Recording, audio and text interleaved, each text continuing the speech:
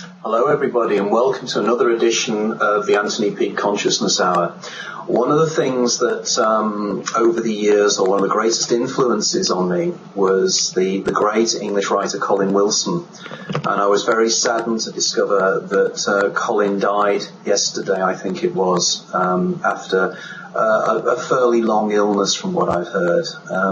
I know that there are many British individuals and probably individuals in America and in the English-speaking world that were profoundly influenced by this great mind. I first came across his work when I read the book The Outsider, which was his version of Camus' The Rebel, which I thought was probably the most erudite and brilliant synopsis of exactly what it is to be an outsider. And what I liked about him was his writing style, because you felt that you were learning something on every page. And I tried, probably very inadequately, to actually mimic that writing style.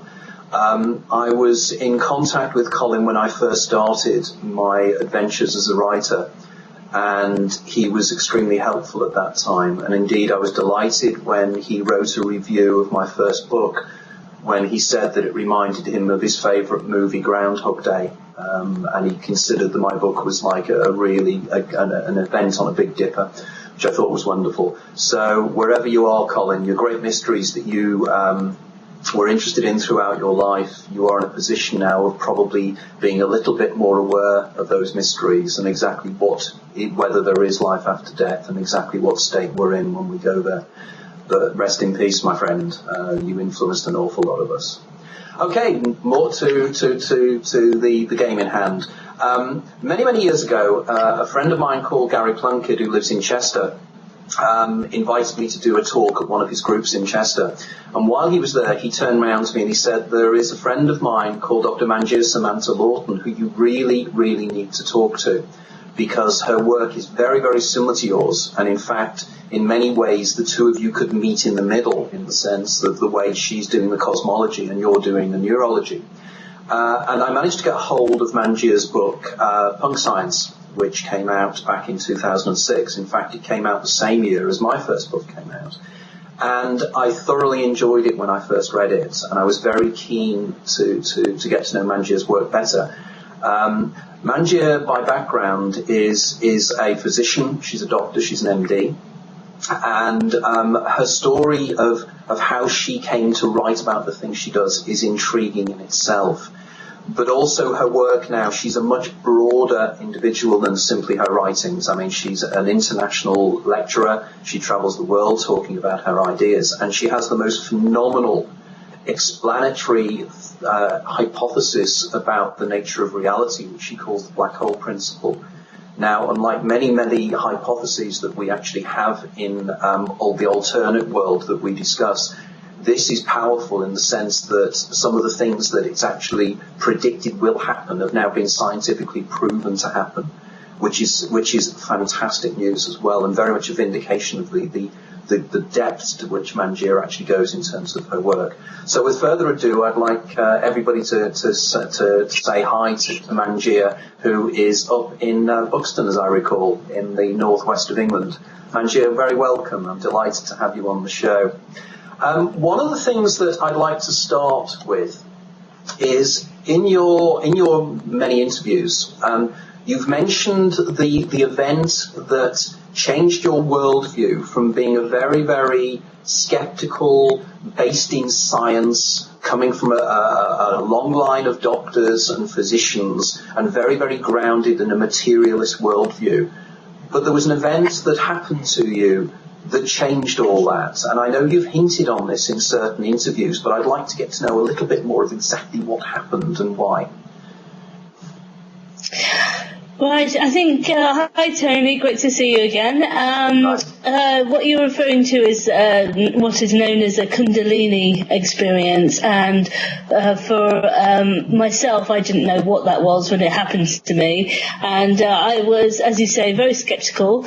I came from a very medical background, and it was understood that I would go into medical school, and that's what you were supposed to do, and so I didn't really think what was going to happen after I got in, and but to my surprise, I didn't really like it. I was very unmotivated.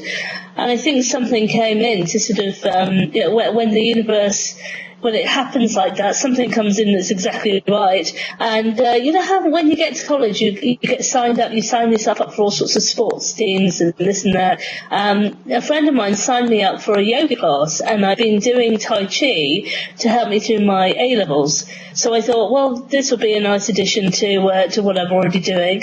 Turned up to the class expecting to do stretches and had my sweatpants on and everything. And instead, there was a picture of what I now know to be chakras. And I'm from a Hindu background, so I was looking at this chart going, what is going on? How come this is familiar to me? And these Sanskrit terms are familiar to me. I'm thinking, surely it's something that I've been taught by my father or grandmother or something. And and then suddenly got this message coming out of nowhere. Bear in mind, I'm a total skeptic at this point. You've learnt this in a past life. And it was like, but somehow, on one hand, I was skeptical of that. On one hand, I was, this is totally normal, and I'm meant to be here. And so the group is called Sahaja Yoga. They're still in operation. I'm not a member of Sahaja Yoga. I don't endorse it. This is just what happened to me. And what they do, and I think they still do, is they play a tape of the guru who is now passed away. And she talks about putting your hand on various aspects, like on your heart, and saying a mantra within your own mind, repeating the mantra. And to my surprise, suddenly I had this experience. And what it's supposed to be is that you've got coiled energy in your sacrum bone, and it's supposed to come up through the chakras and out through the top of your head. Now, I've now reframed this in terms of black hole principal ejection. It's like a major black hole ejection of the being. But in those days, I didn't know that. So what it did for me is connect my consciousness to the universal consciousness. So whereas I was a skeptic on the outside, suddenly I knew what all of this was about, and I went back to the sort of Hindu text that my father tried to read with me, and whereas they had been completely baffling before, I went back to them and I suddenly could understand them. So when the light had been switched on, I became a different person, and it led me on to all the insights that I've had ever since, really. I've been a different person since. The actual Hindu text that you went to read, are we talking about the Vedas and such like? Which particular areas resonated with you? Interestingly, it was Peter Russell's translation of the Upanishads, and later on I got to meet Peter Russell, which are beautiful. So if you can get a hold of that book, then do. And my father had it from somewhere, and I would try to read that before and then afterwards, and it was a completely different experience. Wow, intriguing. So here you are, you're a medical student, and suddenly you have this incredible experience that changes everything. But in your book, in Punk Science, you mentioned that you'd always questioned beyond the normal questions that you'd expect when you were, say, doing A-level biology as to the structure of cells and how cells functioned. So clearly you were already asking the right questions, as it were. And in your book you mentioned some of these questions that you were asking at that time, and they very much intrigued me because it gives the background to exactly how you see the universe now. So would you like to explain a little bit about molecular biology and why it is curious and it is strange within the human body?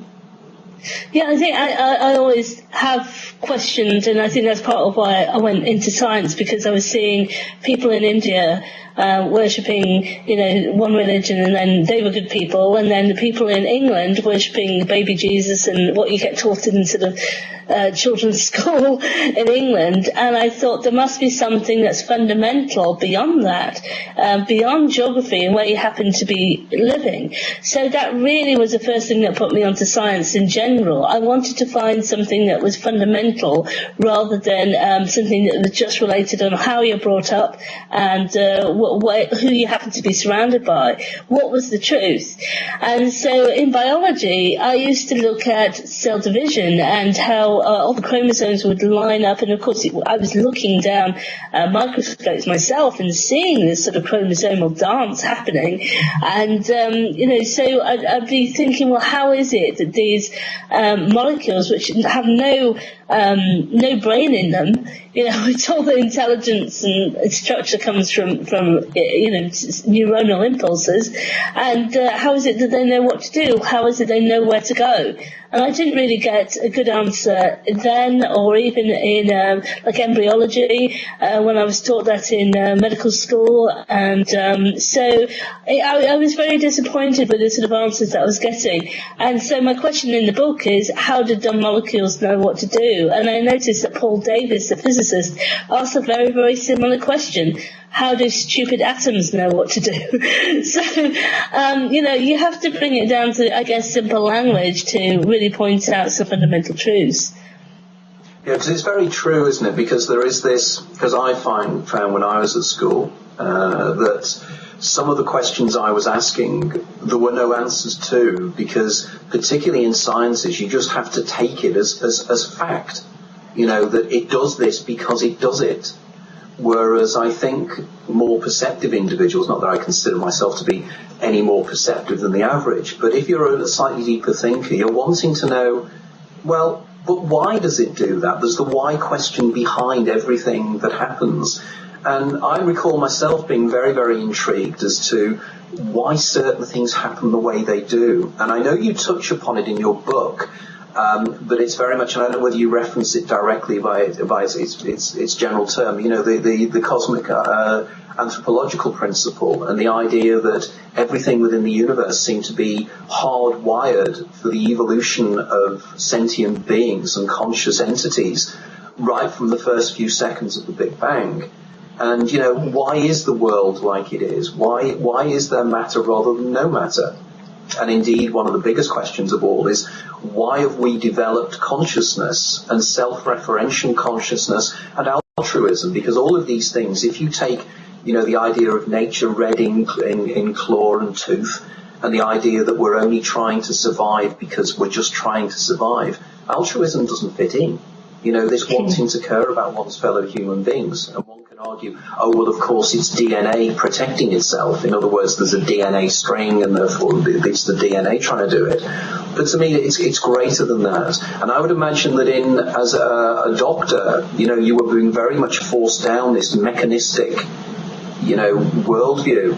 That, if you take things apart into the bits, you'll find something.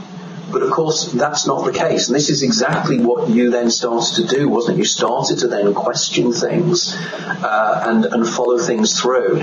So how did the book, Punk Science, by the way, a wonderful title. I just think that's an absolutely superb title. And again, I love the subtitles within your book as well, which are very, very good. And people who have grown up in the 70s will pick up an awful lot of the very, very clever little jokey things. I was expecting Seek Sputnik to be in there somewhere. I didn't actually spot it, but it probably would be somewhere. But effectively, how did you start with the concept of punk science, and how did you eventually develop the idea of the incredible idea of the black hole principle? Gosh, that's a big question. It is, isn't it? So, thank you. I do talk in the preface of the book that I actually started. The whole punk science thing came to me as one vision about early 2001, and I was still working as a GP at that point, and so, which is what I eventually trained in, and I just kind of got it through. I was sort of in a sort of meditative open space, and I got it through, and I got it through with that image of an atom with a safety pin going through it, which is really one of the very few logos you see in life, which encapsulates the entire concept. So that's what came to me, and later on when I got a publisher, I conveyed this to the designer who executed it brilliantly. Oh, you've got it there. It all came through. It all came through, the sort of whole sort of Sex Pistols colours and this, that and the other. And so I thought I was going to write a book that was going to be a bit like, because I read people like Amit Goswami and, all of these wonderful writers, but I noticed that they were quite wordy and lengthy, and I love the way that GCSE textbooks are, which is very, very simple. If you look at the shift between the exams that we in the UK, that used to be the old O-level, and then they became something called GCSEs. I think I was the second year to do that. The shift that happened in the textbooks was that instead of being very wordy, they had very, very clear language. They were, list-based, colour, and I noticed just how much easier it is to learn when things are simply put like that. So I wanted to actually write a simple book, which I actually spent time taking the jargon out of punk science and then peppering it back in again. And I don't just mean jargon, I mean difficult English words that a lot of people are maybe not so familiar with, that I even tend to use in my everyday. But I know that if you have words that are perhaps not in everybody's vocabulary and can put people off. So I wanted to just talk about things like the holographic universe, non-locality. That's where I thought I was going, and I was speaking around the country from about the year 2000, maybe even earlier, and having great response. And I use the audience as a sort of feedback mechanism to what works, what doesn't, what's clear and what isn't. And that way it was a kind of crucible for really growing the book. What I wasn't expecting was that I was going to discover a theory of my own. I mean, that was just something I just didn't set out to do. It was kind of like, seeing the way that medicine was, which was very, as you say, mechanistic, getting frustrated with that.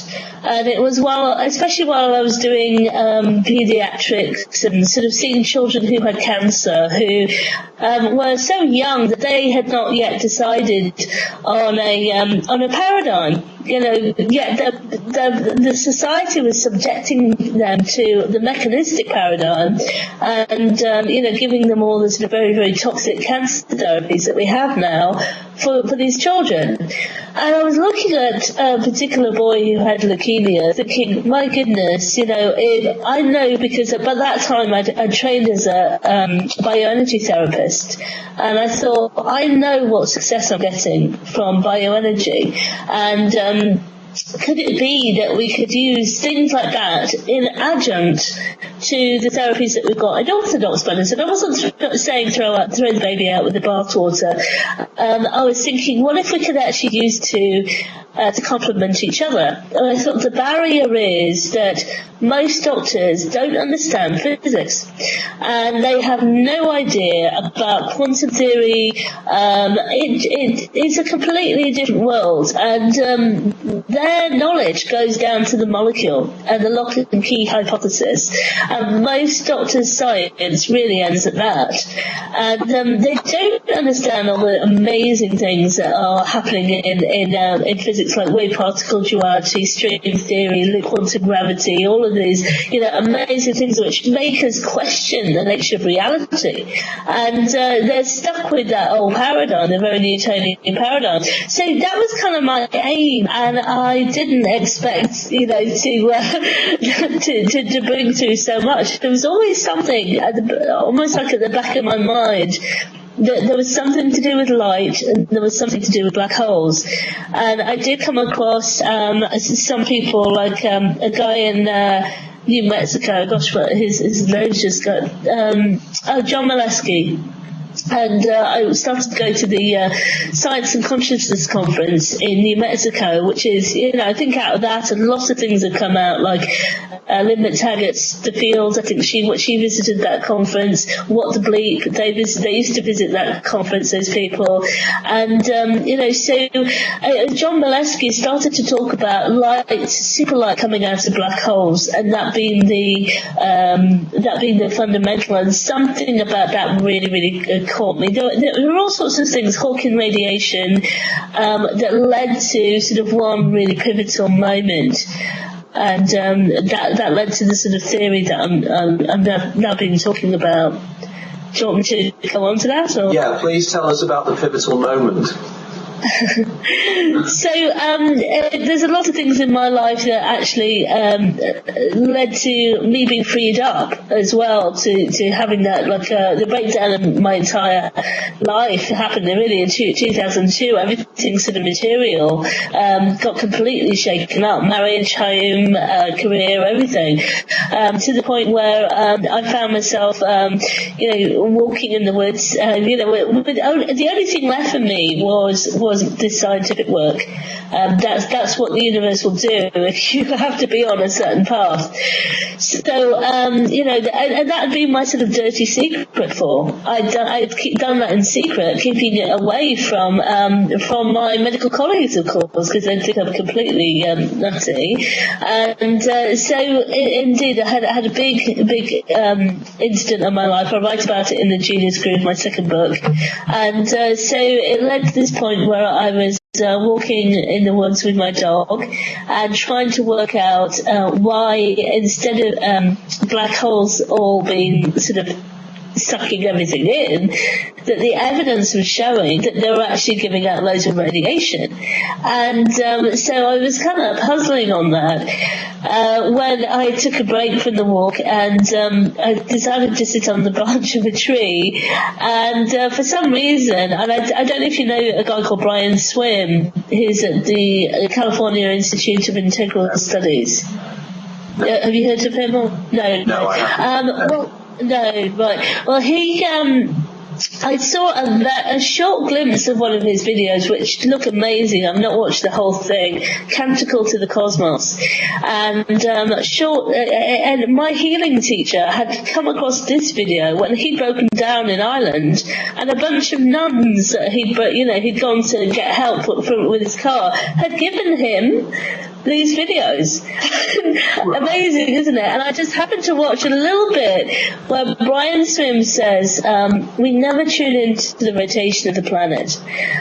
We know it's rotating, but we don't sit and realise this. And for some reason that day, I decided to tune into the rotation of the planet, just remembering that video.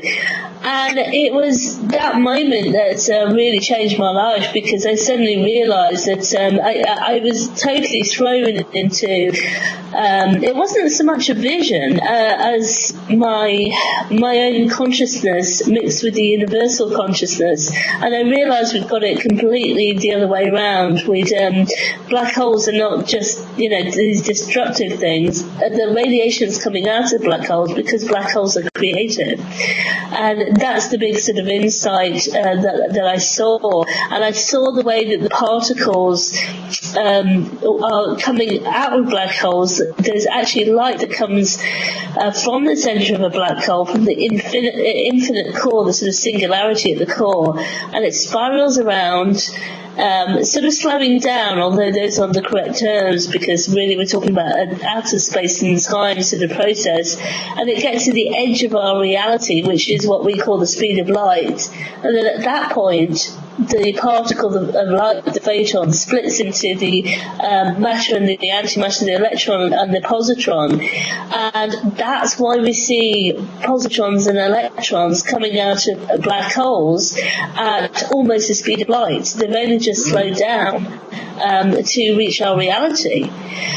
And I realised not only does this happen in the supermassive black holes at the centre of galaxies, it's happening at every single level. And I spent some time, the same sort of principle going from the atom to the sun to the planets. I spent some years just amassing the evidence for this, from astrophysics data, from various areas of science, and mainly the astrophysics though, even to the point where I started to realise that this theory can make predictions.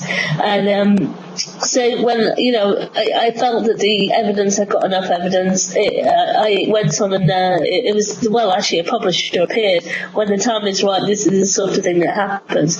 And and the book got published in 2006. So that's the story of the book, how it all came about, really. Well, it's one of the things that has always intrigued me about the anomalies within physics, and I know you touch upon it in your book, the problem that if the universe is 13 billion years old or whatever we claim it is at the moment, is why whenever we look in any direction in the universe from our point of view, we see the same structures in the same way going off into the dim and distant past. And it's either the Big Bang actually started here and everything is spinning out from it, but also the great mystery of why it is that as you look into the past, as you look into the light waves that are coming from the further reaches of the universe, the galaxies themselves don't seem to show age. In other words, you would expect if you saw a time-lapse photograph of a person, you would see a child, then you'd see a teenager, and then you'd see an adult. But we see exactly the same shapes wherever we look. I think it's called the flatness problem or something. And this... This never made sense. Sorry, go ahead. Yeah, and it never made sense to me as to why this can be. And when I read your book, what particularly intrigued me was this application of superluminal speed and subluminal speed, and the idea that the speed of light is not the barrier that Einstein said it would be. There are certain particles of light, photons of light, that actually travel faster than light, and it's their natural state. And it was when I was reading your book and I thought, of course this explains Dirac's idea of the positron and the electron. And would you like to explain a little bit about, for the scientists and the people that are going to be listening in who are really interested in the science of this, exactly how you apply your ideas to the idea of matter and antimatter and how they function, and how superluminal and subluminal speeds work together as well to create the universe, the greater universe that we exist within? Wow, another massive question. So I'll try and do this because I usually use visuals to help explain things. So if the black hole principle is working at every single level and it's creating everything, then when the light gets to the point where it reaches what we call the speed limit of the universe, the speed of light, but it's not really. You've got all of this, what we normally call dark matter and dark energy. It's actually the stuff that's beyond what we call the speed of light. And I really recommend, if you haven't got this already, a book called Faster Than the Speed of Light by Dr. João Manjir. And he's a physicist at Imperial, and to actually look at the VSL theory, which is the varying speed of light theory, to try and help answer some of these questions about the flatness and horizon problem in cosmology. And also, interestingly, how Einstein himself came up with the VSL theory. And people often forget that it's when Einstein created his famous, dictates, it was, he said nothing with mass can go faster than the speed of light, because as you approach the speed of light, you get infinite mass. So nobody is violating that principle. So that's a very, very good book as to, mainstream physics and how they are even looking beyond these ideas. So with the black hole principle, you get to the edge of our reality, and what I saw and what I realized from Bill Tiller's work and from William Tiller's work and other people is that there are actually then the split of the sort of mirror worlds, like there's what I call the below sea worlds, which is the C is standing for the speed of light, and so that's the sort of physical reality, sort of what we might call the 3D, 4D world. And there's also the complex and mirrored with that is something called the C-squared world, and that's where I think the missing antimatter is. So the two are mirror images, and but the two ultimately they cancel out. And the C world has got a timeline that goes forward, and the C-squared world that we would see going backwards. it's kind of like that. That's where the future sort of lies, where it's going future to the present, as we would see it. So ultimately, time cancels out. But what we are doing in our reality is seeing things from the perspective of C consciousness, of speed of light, below the speed of light consciousness.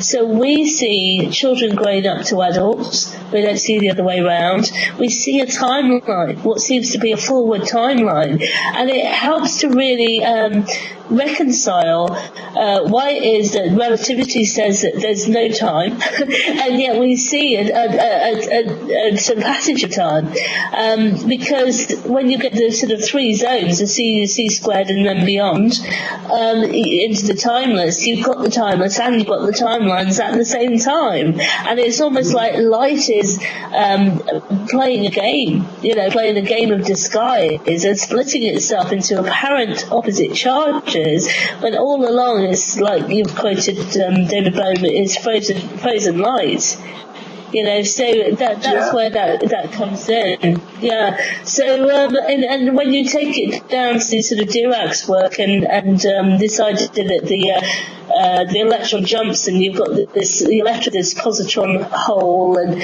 etc. If you look at it in a slightly different way, what you see is the same sort of positron and electron sort of combination and coming apart and jumping up and down the energy levels as you do in the black hole breathing process. So just to complete the theory, it doesn't just go one way where you have the light splitting. You've also got the recombination, and that recombination actually gives off light, usually in the form of gamma rays, and that's what I'm saying causes the gamma ray bursts that we see all over the night sky, to the point where we had to even like Giovanni Amelina Cameli, I think I've got his name right, actually came up with something called W special relativity to actually try and explain why these gamma ray bursts are so powerful, because they seem to just defy all of the laws of physics that we know about. So what I'm saying is that they're part of the breathing black hole process, and you actually see this breathing process in gases around the Milky Way. Around the core of the Milky Way. So there's a supermassive black hole in our own galaxy, and we've been able to measure this sort of breathing process. So what I'm saying that we should see is we should see oscillations that seem to us to have no pattern. They're not explosions, it's the breathing process of the black hole. A lot of cosmologists are thinking, astrophysicists think in terms of collisions, explosions, and therefore it doesn't make any sense as to why you see the gamma ray bursts going up and down and having these oscillations. Why it's suddenly very bright and then suddenly not very bright? It's not an explosion, it's this black hole principle breathing process. And the same happens in the atom. We take advantage of it, in our neon lights and all of these sorts of things. We're using this process of the electron getting excited. I mean, how many things do in modern day use lasers? The sort of excitation process of electrons. So it's a sort of breathing process of the electrons is the equivalent of the breathing of the black hole, the supermassive black hole at the core of the galaxies. It's all happening in the same way, just at different levels. And how does this, one of the things, again, in your book, you talk about the Fibonacci sequence, you talk about the way in which the golden mean, and the way in which there's mathematical processes within this, even within the shapes of galaxies themselves. And again, I found that quite intriguing, the idea of why it is the galaxies are shaped the way they are, and how it can be mirrored within, as above so below, within the human body, within the way in which we function, and indeed how the brain itself functions and how consciousness functions.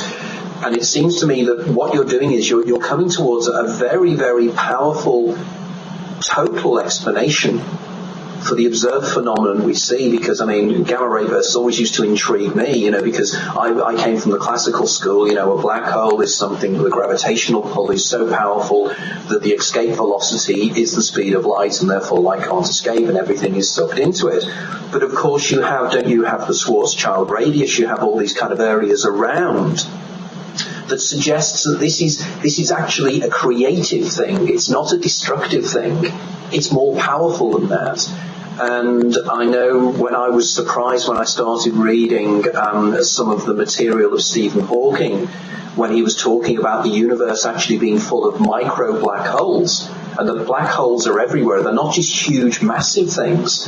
They can be extremely tiny, and they can be inside the nucleus of an atom itself.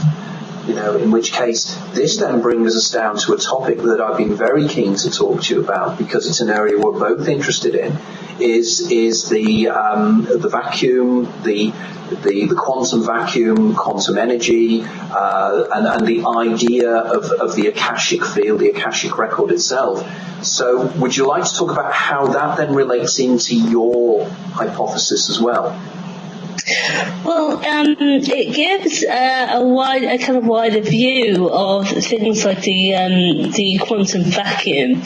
And I was actually at the Institute of Physics when I heard Michael Green, the string theorist, and I've never been able to find this quote, but he did say that Heisenberg's original calculations about the quantum vacuum were that it was a sea of black holes which had infinity at the center. And if you look at what the quantum vacuum is, it's photons splitting off into matter and antimatter and back again and cycling, which is of course exactly what I've just described happens at the edge of a black hole. And Stephen Hawking started to allude to this in terms of Hawking radiation, that the same quantum vacuum cycling would be happening at the edge of a black hole. So what you have in the quantum vacuum, and Heisenberg did not trust his original calculations because he didn't like the infinities, is you actually have in this new framework, it's the cycling and the breathing process of the black holes that were everywhere happening again. So you can start to put quantum physics into this new framework. Why do you see multiple possibilities in quantum physics? Because you're getting to the edge of what I'm calling the perception horizon. Whenever you get to the edge of anything, be it the Planck's constant or the speed of light, you start to go into the infinite possibilities that are beyond the sort of what the C world, as it were, the C and C squared world. You're going beyond those possibilities into the infinities, and that's where we get these infinite choices. And so what we're doing with quantum physics is we're glimpsing beyond, and then and the way particle duality then is bringing those infinite choices into the sort of C world consciousness, is sort of what we call our everyday world. So it's actually giving a different framework and bringing that all together. So I mean, I was just amazed when I heard that being said. But gosh, you talked about a lot of things. I was trying to react to some more of them. The predictions that it's been made, the theories made as well. In terms of gamma ray bursts, of course, when I first published in 2003, was when I first published my first paper on this. We didn't know that there were things called terrestrial gamma ray flashes, and we have actually found gamma ray bursts within the Earth's own atmosphere. And Can I stop you there? This is intriguing. So effectively, we have found within the atmosphere of the Earth gamma ray bursts within the upper atmosphere, I guess. So what does that? What does that tell us? That is an amazing statement, isn't it? An amazing discovery. amazing discovery, totally unexpected when it comes to sort of NASA and these sorts of people, but totally predictable if you to say the black hole principle is for real.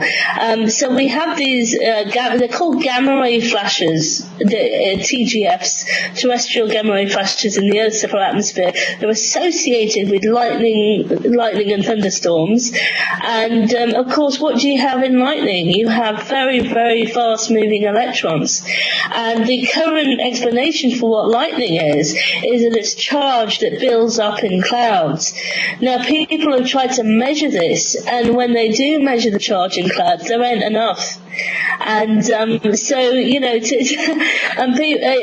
be funny if people hadn't actually lost their lives actually sticking, measurement kites into thunderstorms. As you can imagine, a very dangerous thing to do. We've actually know that there's not nearly enough charge built up like static electricity, but this is still taught in schools. And so when you look at all the patterns, you've got the gamma ray flashes got radial expansion at the speed of light happening in terrestrial gamma ray flashes in the Earth's upper atmosphere. Just as much power in these TGFs as you would do finding a black hole out in space. And you've also got these discharge of electrons. Now, my prediction, of course, would be that we would find antimatter coming out of these terrestrial gamma ray flashes. And, of course, that's what was found in, I think, early 2010 when NASA actually investigated it. So, total surprise to them. Of course, something that I was completely expecting. So, we're seeing this sort of same pattern at every single level, and we even see it in volcanoes. Volcanoes are periodic eruptions that we can't quite predict. They give off lightning. And if you look at the actual cyclones of, it's actually most of it water vapor, which I'll come on to, but if you look at the cyclones, they're not just random plumes that come out of volcanoes, they're spirals, and sometimes 5-lobed spirals. They're called mesocyclones. And when you actually look at it, it displays the same sort of phi ratio geometry that we've been talking about earlier. So when we start to look at things, and of course, therefore, if this theory is really going to be predictive, we have to predict that we're going to find antimatter coming out of volcanoes. And of course, we are starting to find these things coming from the Earth's core. They're called geoneutrinos. So we're now starting to find antineutrinos coming from the Earth's core. So these things are coming to, the predictions that I'm making are coming to fruition. And of course, one of the bigger predictions is about the nature of water. I don't know if you want me to go on to talk about that. No, this fascinated me. Please do. So the other thing, of course, with thunderstorms is, as we all know, the release of water. So back in about 2004, I was reading David Asher's book. I think just going for a little walk and reading the book, and I was in the beginning of a thunderstorm, and I looked up and I thought, there must be something to do with water and black holes, if I am correct, because the thunderstorm gives off the electrons, the gamma ray burst, and at that point we didn't know about the antimatter, but that was discovered later. Water must have something to do with black holes. It must come out of black holes, therefore. And I started to find some ancient indigenous knowledge that talked about water being very primordial and indeed other dimensional. That water was not just the solid 3D object that we think. There's something other dimensional, and that was in the sort of indigenous knowledge. I thought that's so fascinating that there is this tradition that water there's more to it than we know of. But I didn't really have the proof until 2011, when finally we actually started to discover that water does indeed spew out of black holes. And so it's combined with microwaves, so sometimes they call it masers. So we're getting these jets. The other signature of the black hole principle is these jets. these sort of bipolar jets that come out at sort of 180 degrees to the accretion disk of the galaxy, which now we know is not the accretion disk, it's a creation disk. So very good. Exactly. It doesn't fit. An accretion disk is supposed to, the jets are supposed to be as the stuff heats up as it goes down a plug hole. But if you look at the mathematics and the angular momentum that calculations that I have been in physics conferences where people are discussing this, it doesn't really fit. And you have to do extraordinary calculations just to make it fit. Nature is simple. If you're making it, if you're standing on your head to do this calculation, it's probably not right. So you've got these bipolar jets. So what we've got coming out of black holes now are these jets of water, H2O, would you believe it? And when we actually have started to look around, you can see them fine jets coming as comets on the moon, on Jupiter's moons, on Saturn's moons.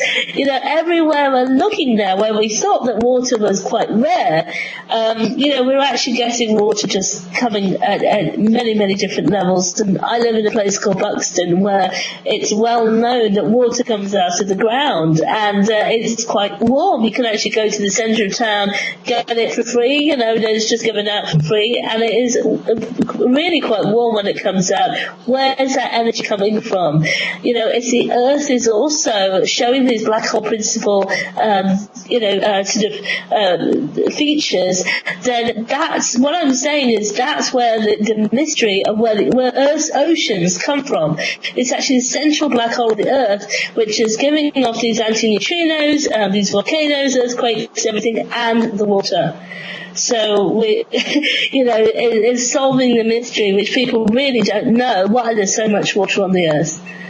I don't know if you've, and I'm sure that Dia is probably bouncing up and down wanting to come in on this discussion, because this is called the H2O network, and Dia very much, water is profoundly important to a lot of the work that Dia does. Dia, are you there to comment on this? Are you listening in on this? Yes, I am listening on this conversation, and I feel like I'm going to lose my mind. I am hearing... I thought I'd bring you in. Join in. I'm hearing the science of this. You spoke of the indigenous piece, and, the Earth Keepers all over the globe, from the Native Americans to Afro-Cubans, to the Gaelics, the Irish, have used water to communicate with the netherworld. This is known. And the Hindus, are you kidding me? Water is the essence of life, the creation of life. You speak of these vortexes, these black holes, ironically, no coinkydink, that there's water, if you will, coming through these black holes as above, so below. So my question to you is, what is the bigger picture? What are these black holes bringing into matter, and what are they taking out of matter? Because there's a spiritual element. Is this a doorway, gateway? I'm biting my tongue because I'm waiting for you to talk about this, because you mentioned the indigenous piece. So what is your perception on this? I think this is the gateway. It's the gateway for the creation of the matter and the antimatter. And if the indigenous people talk about, they've got a tradition of higher dimensional water, and all of the creation theories have, primordial waters at the center. There's so many of them that do. And look again and see that it talks about the gods coming out of the primordial waters. What is that? So, we've got to look again and see, is there a scientific case for saying that water behaves in a different way and is more mysterious than we first thought, and there's actually a kind of higher dimensional water that the black hole is a gateway for, and is bringing that through, and so at many different levels. So and also the black hole, it's like a fractal that goes throughout every single level of reality, and that's why we see the same everywhere we look in the universe. It's not about one big bang that happened 15 billion years ago. This is about continuous creation. It's a continuous creation universe. I was actually in I don't know if you've interviewed Gerald Pollack. No. Have you interviewed Gerald Pollack at all? No. He is doing great work on a fourth state of water, and how water in this fourth state is actually reactive to light. So if you shine light on this water, it behaves in a different way. It moves towards it. There's a number of things we can explore here. Is water how responsive is water to gravity? How responsive is it to light? Because I'm talking about one source, one force. Which to go back to John Molesky, this is what he said: the light that comes out of black holes gives rise to all of the forces that we know about. And I think when that split happens, water is somehow released. There's more work we need to do on this, but these are the sort of ideas I've been putting about, and the predictions that I've been saying have actually been validated by astrophysics in the last few years. One more comment, and then I'm getting off the line. This is a fabulous conversation. And Anthony knows I love water. Anthony has mentioned before in the past of the essence of black holes in the brain. So my question again to you is, as above, so below, so within, so without. We have these black holes in the essence of the universe that are spinning in all these different directions in the spiral, releasing water with the sacred geometry, if you will. We have the same sacred geometries on our chakra of the head. If you look at the hairline on top of our head, we have a galaxy, a universe, the geometry of the same thing in the cosmos. We have this in our brain, if you will.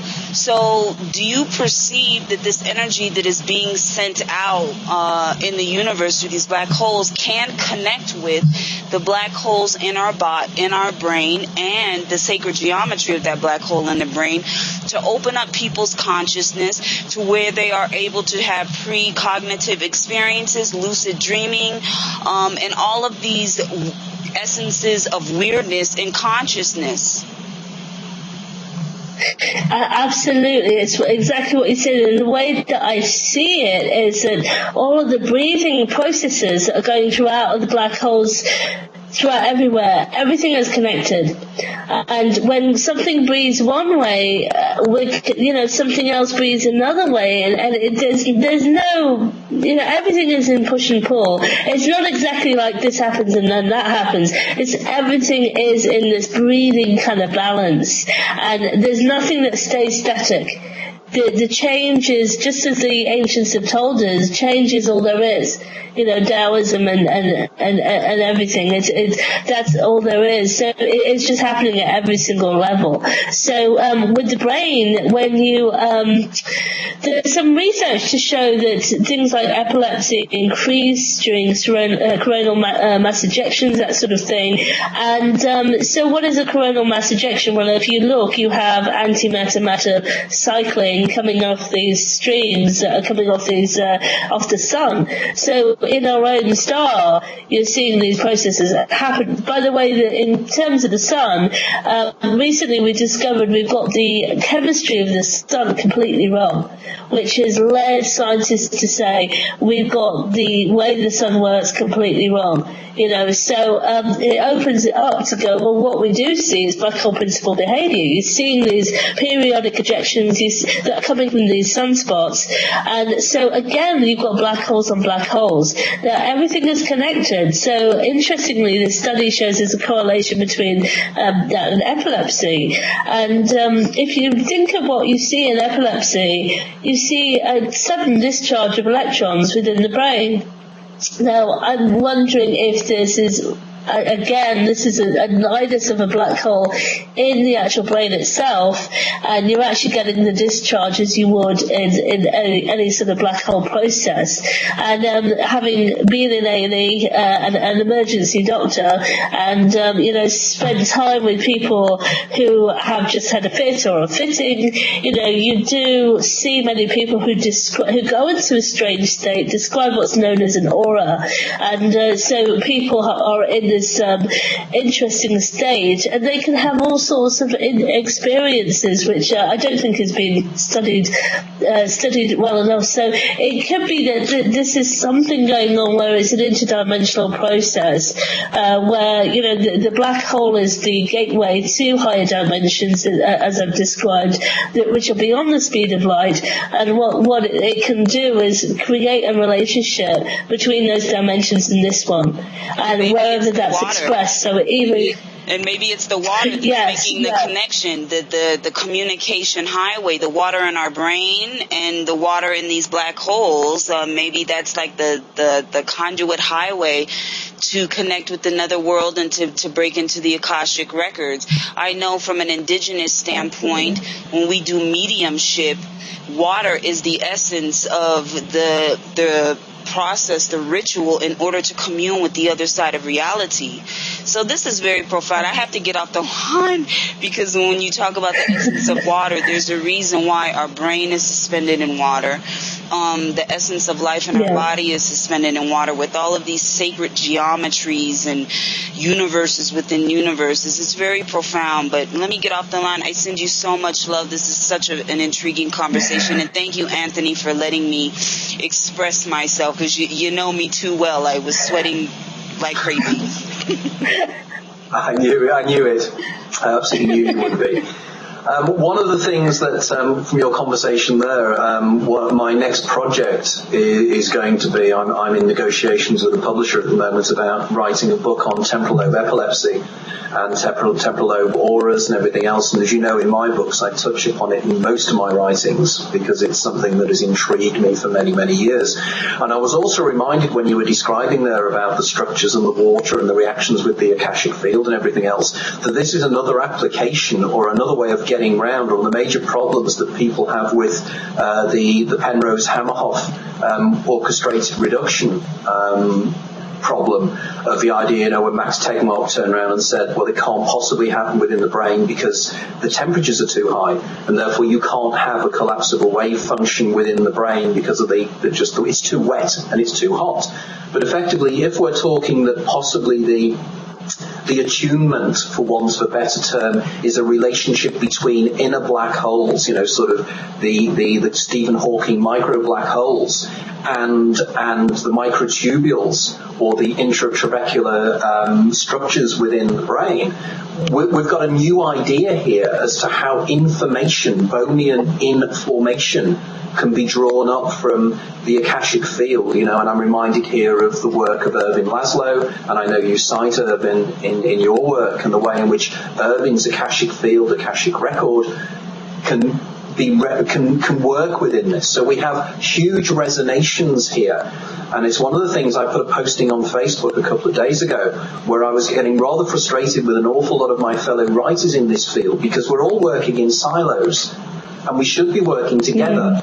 Because we all have a little bit that we can bring to the party. And if we can actually place this all together and have a conference or something and talk about where we're coming from, we might find the answers to the puzzle, because we can't do it alone, but we're all doing exciting areas of research here. Now, to finish off, because we're rapidly running out of time, but I'd like you to finish off with what projects are you involved in now, and what are you going to be doing in the future? And also, well, I'm hoping, and also finally, your contact details, so our listeners can really get into your work, your very important work as well. Well, I'll start off with that, and then punkscience.com is, if you go to that, you'll get to my main website, which is actually called Paradigm Revolution. Covers all of my work. But I've interviewed Anthony. I think you made a good point there, because we are working in little pockets. So punksciencemovie.com has the details of a forthcoming movie, and I'm very excited because it's just moving on that next step. We're creating a movie and a masterclass with various experts around the world, and that's really the spirit of the way that we brought that together. We've interviewed a lot of people who normally work in isolation, and brought it together to say, okay, what conversation emerges when you bring all these experts together. So that's something that I think is going to hopefully move towards more coherence between all these different people. So that's punksciencemovie.com. And I think you're also referring to the TV show. So it's suddenly become a TV presenter in the last few weeks. This is quite interesting. So I'm presenting Hidden Science on the People's Voice, which is a completely funded by crowdfunding, and it has been going sort of as a project since the summer, but it's only been transmitting for a couple of weeks, and so on that I'm hoping to get interview yourself as well. So so we've got various scientists. We're going to be talking about the holographic universe tomorrow, in fact. So yeah, that's another project that I'm doing, and I've got a new book in the pipeline as well, which a publisher in the States is quite interested in, called The Magdalene Prophecies. So that's a sort of Gnostic side, bringing it together with a lot of the stuff that I just talked about, and looking at ancient civilizations and that sort of thing. So I'm a busy lady, and about to relaunch the website, so watch out for that as well. I'm going to be relaunching the website with a lot of info products and how to bring this into your own life as well. Some practical advice on how that affects your emotional health, and the sort of health side of the sort of personal development side of the Black Hole Principle. Right, and I know from what we were talking about before we went on air that you're now going to jump in the car and drive down to London from Derbyshire, from Buxton, to do the show tomorrow. And I wish you the best of luck with that, and I wish you the best of luck with all your work. I'm a great admirer of what you do, and I'm hoping that what we've done is giving you an opportunity here to dig a little bit more into the real deep science of what you talk about, because that's the one thing that impresses me about your work is it is incredibly scientific. It is extraordinary claims need extraordinary proofs, and that's effectively what you do, and you do it extremely well. Your writing style is fun. It's accessible, and I think that's the most important thing, is these ideas are important, but they have to be accessible to the man in the street and the woman in the street to understand exactly why things are so exciting and why people like you and I get so animated and excited about everything. It's because it is exciting. We are at a huge paradigm change at the moment, and we're at the forefront of it, and it's an extremely daunting but exciting world that we live within. So thank you very much, Manjir, for joining me on the show, and I look forward to joining together with you on the TV show as and when we get the chance to get together in that. So again, thank you very much, and thank you everybody for listening in on this show, and hopefully, Manjir, we'll be talking again, I'm sure, because I know that there's so many exciting things happening. You're just about to start on something quite stunning, I think. And thank you very much. And again, thanks again to Dia Nunez for organising this over in Denver. Without Dia, we could not do this show, and my ongoing thanks to her as well. Okay, thank you very much, everybody, and we'll see you again next month.